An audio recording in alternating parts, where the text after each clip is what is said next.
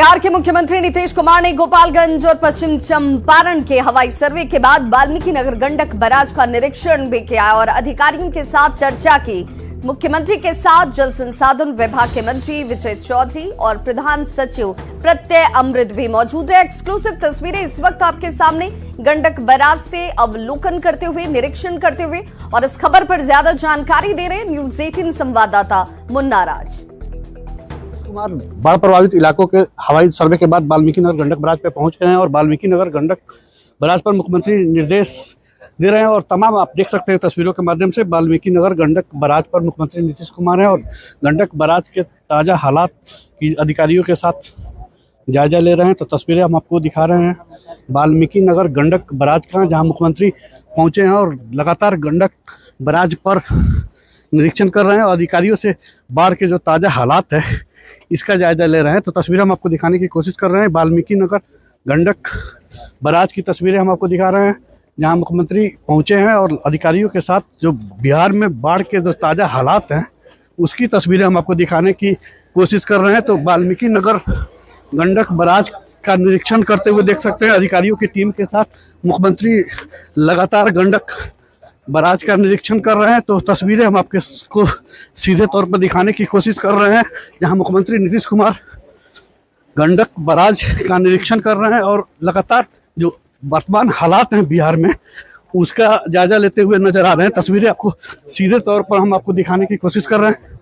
देख सकते हैं जिस तरह से वाल्मीकि नगर गंडक बैराज पर हाल के दिनों में जलस्तर बढ़ गया था और उसके बाद कई जिले ऐसे हैं जहां बाढ़ जैसे हालात बन गए हैं, उसी को जायजा लेने के लिए मुख्यमंत्री पहुंचे हैं और तस्वीर आपको दिखाने की हम कोशिश कर रहे हैं कि निचले इलाकों में क्या हालात हैं बाढ़ के बाद।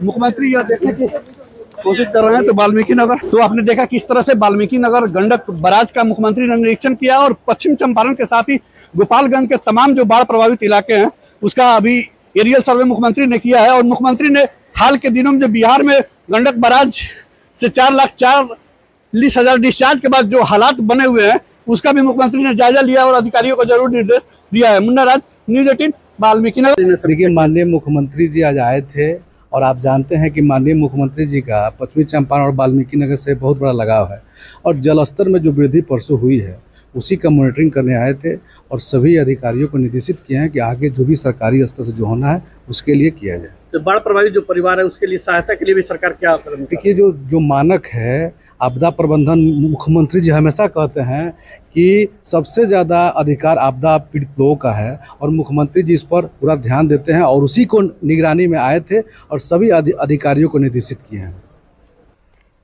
वहीं मोतिहारी में एक दिन में 2 पुलिया ध्वस्त होने से हड़कंप मच गया है। मोतिहारी में एक और बन रही पुलिया बाढ़ के पानी में दबाव को झेल नहीं पाई, तो पानी की तेज धारा में ये पुलिया का जो आधा हिस्सा है वो देखिए बह जाता है। संग्रामपुर के भवानीपुर में RWD की ओर से ये पुलिया का निर्माण जो है वो किया जा रहा था और आधा हिस्सा पानी में बह गया। ये पुलिया SH 74 के भवानीपुर ढाला से मलाही टोली लिंक रोड जाने वाली निर्माणाधीन सड़क की बताई जा रही है। 60 लाख की लागत से बनी ये पुलिया 1 महीने भी ठीक से चल नहीं पाई।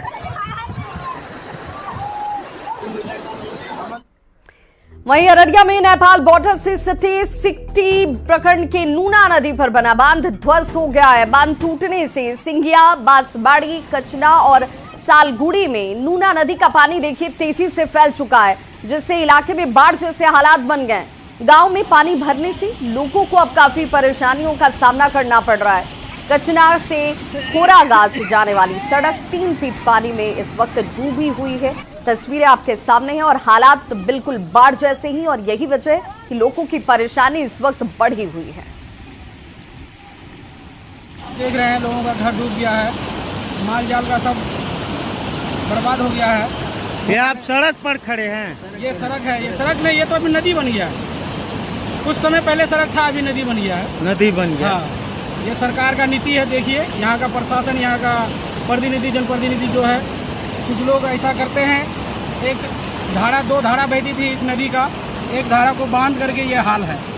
वो धारा अगर जो आज के डेट में भी खुल जाए तो यहाँ इधर का पब्लिक का जान बच जाए। तो वहीं पूर्णिया में रुपौली विधानसभा उपचुनाव को लेकर शराब की तस्करी इस वक्त बढ़ी हुई और तस्कर अनोखे अंदाज में शराब की तस्करी कर रहे हैं। शहर के खजांची हाट पुलिस ने एक पार्सल वाहन में देखिए छुपा कर ले जाए जा रहे 915 लीटर विदेशी शराब को जब्त किया है। खजांची हाट थाना प्रभारी कौशल कुमार ने कहा कि उन्हें गुप्त सूचना मिली थी। जेल चौक के पास पार्सल वाहन को रोकने का प्रयास किया गया तो ये वाहन जो है वो ड्राइवर लेकर भागने लगता है, जिसके बाद आगे जाकर सड़क के किनारे गाड़ी लगाकर ड्राइवर यहां से फरार हो गया। जब वाहन की जांच की गई तो पार्सल वाहन के ऊपर कुरकुरे के अंदर छिपाकर ले जाई जा रही शराब की बोतलें बरामद हो जाती हैं। ये तस्वीर इस वक्त आपके टीवी स्क्रीन पर थी।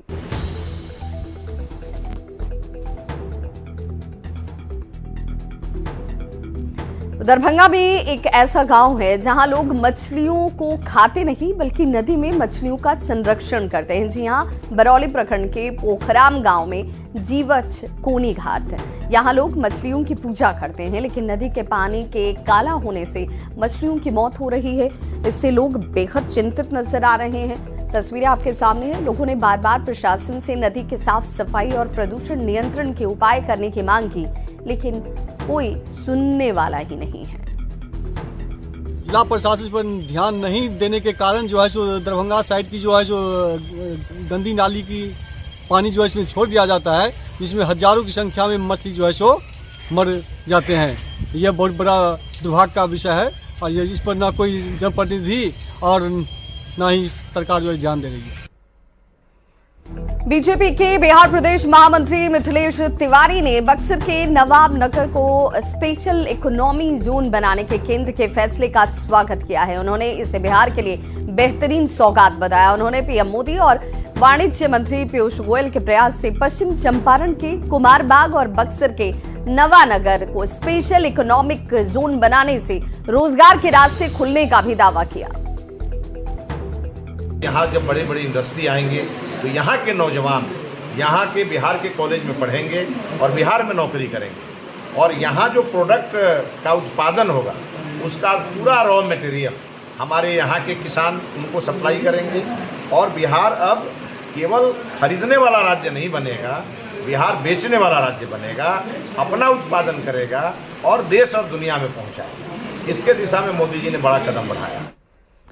तो बिहार सरकार ने इस बात को माना है कि हाल के दिनों में जो पुलिया ध्वस्त हुए हैं उनकी मुख्य वजह उनका मेंटेनेंस नहीं होना है।